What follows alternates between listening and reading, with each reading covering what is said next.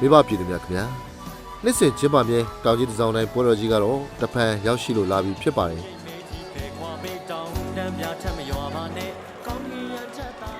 နှစ်စဉ်တိုင်းမှာလည်းပဲမြန်မာနိုင်ငံทั่ဝလုံးကအများပြည်သူတွေ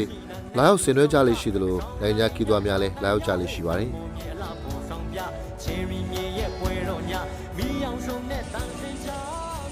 2025ရှမ်းပြည်နယ်တောင်ပိုင်းတောင်ကြီးမြို့ရဲ့တစောင်းတိုင်းမိဘုံပြန်ပွဲတော်ဖွင့်ပွဲအခမ်းအနားကိုတော့တောင်ကြီးမြို့အဝေးရမိဘုံပြန်ကွင်းမှာစီကားတိုက်မြတ်စွာကျင်းပခဲ့ပါတယ်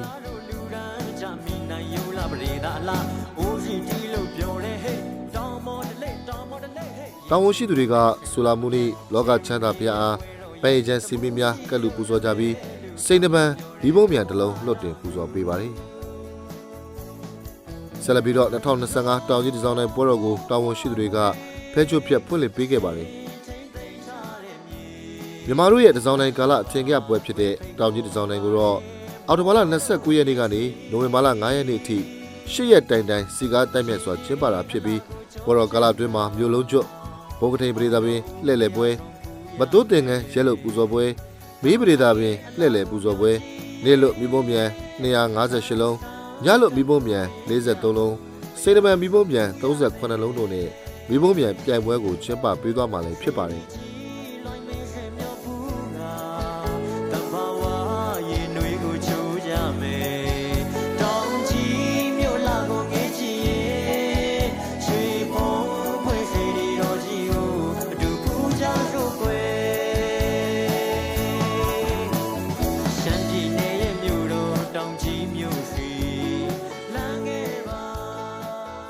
ရှမ်းပြည်နယ်ရဲ့အထင်ကရတောင်ကြီးတစောင်းတိုင်းပွဲတော်ကြီးကတော့ဒိုင်းသာလူမျိုးစုများအားလုံးရဲ့စီးလုံးညွှန်ညွှန်မှုကိုအခြေခံတဲ့ပွဲတော်ကြီးတစ်ခုလည်းဖြစ်ပါတယ်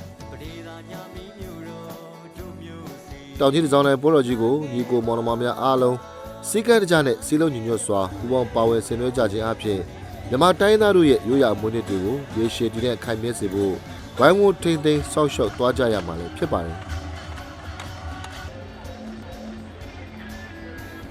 မြန်ဆန်လာတစောင်းတိုင်းလို့ဆိုကြတဲ့အတိုင်း2025ခုနှစ်တောင်ကြီးမြို့ရဲ့ရိုးရာမပြတ်ကျင်းပတဲ့တစောင်းတိုင်းပွဲကိုတော့လာရောက်ကြသူအများစုကဒေသခံတွေဖြစ်တယ်လို့မြန်မာတိုင်းနိုင်ငံလုံးကနေမှလာရောက်ဆင်နွှဲကြတဲ့သူတွေကလည်းတချို့က3ရက်တချို့က5ရက်တချို့ကတော့ပွဲစားပွဲစုံလာရောက်နေထိုင်ဆင်နွှဲတတ်ကြတာလည်းဖြစ်ပါတယ်နေ့ဘက်မှာတောင်ကြီးမြို့နဲ့လဲပတ်ကြသလိုညဘက်မှာတော့မိဘုံမြန်ကွင်းမှာမိဘုံမြန်လွတ်တင်မှုတွေကိုကြည့်ရှုအားပေးကြပါတယ်တစောင်းတိုင်းပွဲတော်ကာလညပိုင်းမှာတော့ခေတ်ပေါ်တေးဂီတများနဲ့လည်းဒေသခံတွေနဲ့နိုင်ငံကျော်အစိုးရတွေကတေးသချင်းများနဲ့လည်းဖျော်ဖြေတင်ဆက်ကြတာဖြစ်ပါတယ်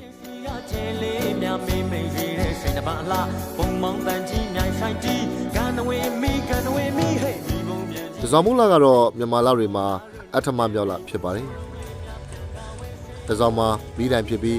မှုံးမှာပြန့်နှံ့စေခြင်းအတိတ်ပဲရကပေါင်းလိုက်ရင်တော့မျက်စိတစုံစီပြီးတိုင်းများပွားများထွန်းလင်းနေခြင်းဖြစ်လို့မေထွန်းပွဲကိုဆွလိုတာဖြစ်ပါတယ်။တစောင်းမိုးလာဟာမိုးနှောင်းဆောင်းကာလဖြစ်ပြီးတော့တာယာကြည်လူပဲကောင်းခြင်းလည်းဖြစ်ပါတယ်။စိတ်နဲ့တပြိုက်မိုးတလိုက်ဆိုလို့နှင်းရောမိုးပါရှိနေခြင်းလည်းဖြစ်ပါတယ်။ချက်တိကနက်ခတ်ဆောင်မိနဲ့သားဟာတစောင်းမိုးလာရောက်တိုင်းလူပြည်ကိုဆင်းလာတဲ့အခါလူတို့ကလေရှူပြီးတိုင်းများနဲ့ထွန်းညစ်ပူဇော်ရမှတစောင်းတိုင်းမေထွန်းပွဲတော်ပေါ်ပေါက်လာတယ်လို့ဆိုကြပါတယ်။ဒါပြင်ဘာသာရေးယုံကြည်ချက်အရကျေတာယာနက်ခတ်ဆုံတဲ့အခါသမယတစောင်းမိုးလာမှာတောင်ရင်သာမှာရှိတဲ့ဆူလာမဏိဖျားအားပူဇော်ဟန်မိဘုံမြန်များလွတ်တင်ပူဇော်ကြပါတယ်။တစောင်းမိုးလာပြည့်နေ့ကိုတော့တာမညဖလားအခါတော်နေ့လို့သတ်မှတ်ခေါ်ဝေါ်ကြပါတယ်။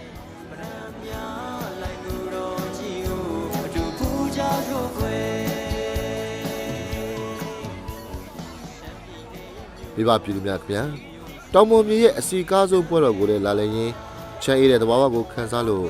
ရိုးရာဆိုခများနဲ့ရှမ်းအိုးစီတန်တွေဝေလွင်နေတဲ့တစောင်းတိုင်းမိဘုံမြန်ပွဲကတော့နှစ်စဉ်ရှိနေမှာဖြစ်တယ်လို့ညံပြင်းနှံ့ကတိုင်းသားဆွေတဟာကိုလက်ကမ်းလို့ကြိုနေမှာလည်းဖြစ်ပါတယ်ဘဝရည်ဆင်ဆက်ပိုင်ဆိုင်ခဲ့ရာတရားအေးချမ်းတဲ့ရှမ်းတို့ဘဝကိုလည်းပွဲတော်လာရင်အလိကမြင်တွေ့ခန်းစားကြမှာဖြစ်ပါတယ်ဘုရားစီရီပေါင်းများစွာကိုလည်းလက်ပတ်ဖူးမြော်နိုင်ကြသလိုစားလို့ကောင်းအရသာရှိတဲ့ရှမ်းစာတွေကိုလည်းညီးစမ်းနိုင်ကြမှာဖြစ်ပါတယ်။ရှမ်းပြည်တောင်ပိုင်းရဲ့ချစ်စရာတာယာနှွေးထွေးမှုကိုခန်းစားရင်းနှစ်စဉ်တိုင်းမှာလည်းတစောင်းတိုင်းမိဘုံပြန်လွတ်တင်ပွဲကို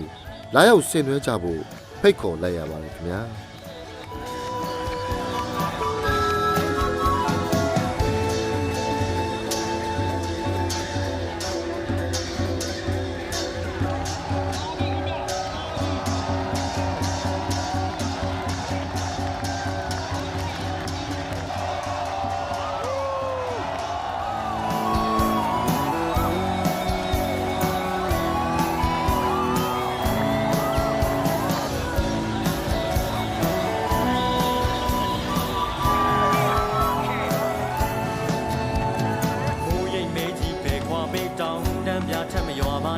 ကောင်းကင်ရထက်သားတယ်လာရှင်ဝင်နေမှရှင်ဝင်ကြဦးရှိလနဲ့တူဆောင်ကတဆောင်နိုင်ညတဆောင်နိုင်ညဟေးတောင်မောမြေအလ